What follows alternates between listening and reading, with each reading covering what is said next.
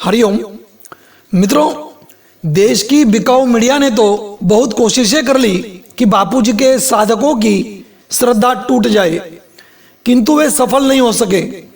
शिष्यों की श्रद्धा टूटना तो दूर, कई लोग जो शिष्य नहीं हैं वे भी शिष्य बनना चाहते हैं, बापूजी से दीक्षा लेना चाहते हैं। यह साजिशकर्ताओं की बिकाऊ मीडिया की बहुत बड़ी हार है।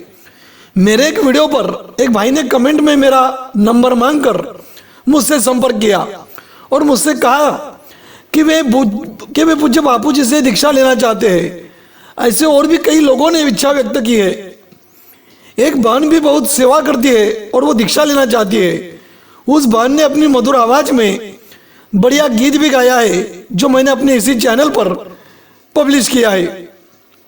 नीचे डिस्क्रिप्शन में और ऊपर आई कार्ड पर देख सकते हैं, वो वीडियो सुन सकते हैं उस बहन की मधुर आवाज जो बापूजी से दीक्षा लेना चाहती है। अभी कुछ ही दिन पूर्व एक फेसबुक ग्रुप में मेरी एक पोस्ट पर उड़ीसा के एक भाई की कमेंट आई थी। उन्होंने कहा, मैं बापूजी से दीक्षा लेना चाहता हूं। जैसा कि मैंने फोन पर संपर्क करने वाले भाई से भी कहा था, मैंने उड़ीसा के इस भाई को भी कमेंट पर रिप्लाई दिया कि आप हर रोज हरिओम की 10 माला जप करें।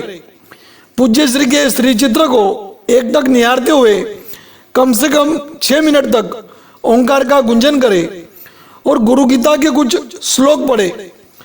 हर रोज कम से कम इतना करें और गुरुदेव से प्रार्थना करते रहे कि मुझे दीक्षा चाहिए।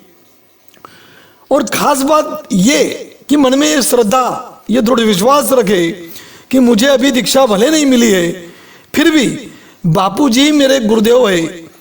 उनकी करुणा कृपा मुझ पर सतत बरस रही है और मैं उन्हीं के संरक्षण में सुरक्षित हूं।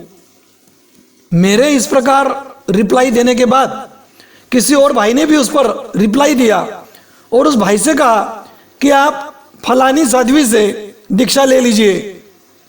मैं उस साध्वी का नाम यहां नहीं ले सकता, वरना कुछ लोग हैं जो विवाद खड़ा कर देंगे। करीब 2 वर्ष पहले अमरावती की हमारी एक गुरु बहन ने भी उसकी नई नवेली बहू को उसी साध्वी से दीक्षा दिलाने का मन बना लिया था। क्योंकि बापूजी जेल में है और ना जाने में कब बाहर आएंगे, कब दीक्षा देंगे, तो बहू को उस साध्वी से ही दीक्षा दिला दूं। ये सोचकर उस बहन ने साध्वी की संस्था से, साध्वी के शिष्यों से बात भी कर ली थी। मैंने उन्हें यही सब करने के लिए कहा था जो उड़ीसा के उस भाई से कहा। उस बहन ने मेरी बात सुनी, मानी और उसने उस साध्वी से दीक्षा दिलाने का विचार बदल दिया। उड़ीसा के भाई को जब किसी ने उसी पोस्ट पर कमेंट में साध्वी से दीक्षा लेने की सलाह दी, तब मैंने कहा कि गुरुदेव के अलावा और किसी से भी दीक्षा लेने का मन में विचार भी नहीं लाना। वे साध्वी बहुत श्रेष्ठ है, वे बहुत श्रेष्ठ है हमसे, इसलिए उनको वंदन है, किंतु वे हमारी गुरु नहीं है। गुरु तो केवल बापूजी ही है।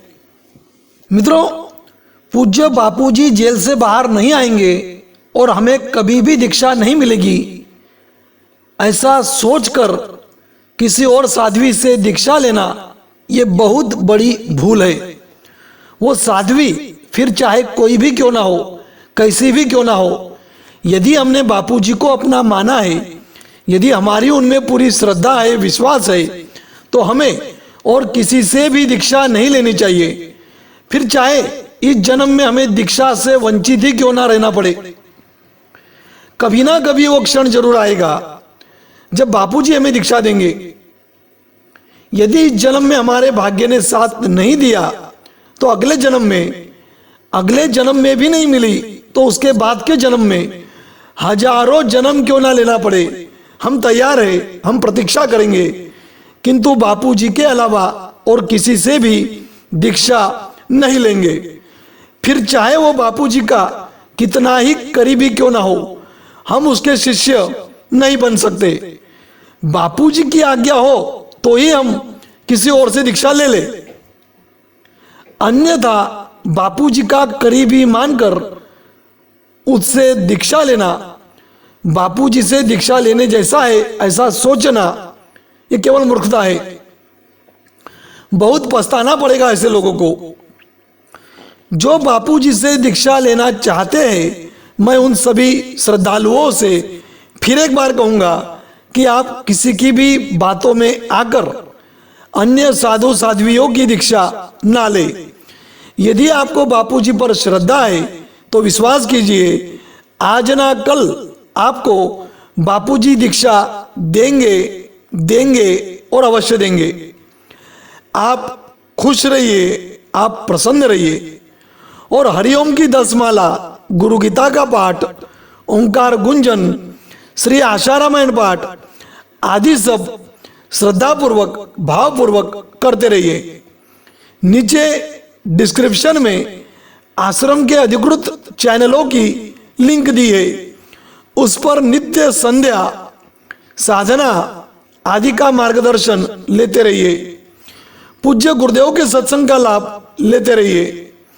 पूज्य बापूजी के सभी सत्संग वीडियो देखना सुनना इस एक जन्म में संभव ही नहीं है।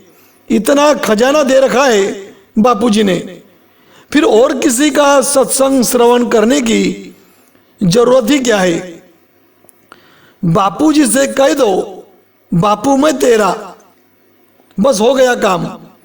फिर भगवान से कहने की जरूरत ही नहीं कि भगवान मैं तेरा, स्वामी मैं तेरा, ईश्वर मैं तेरा, प्रभु मैं तेरा, आदि आदि।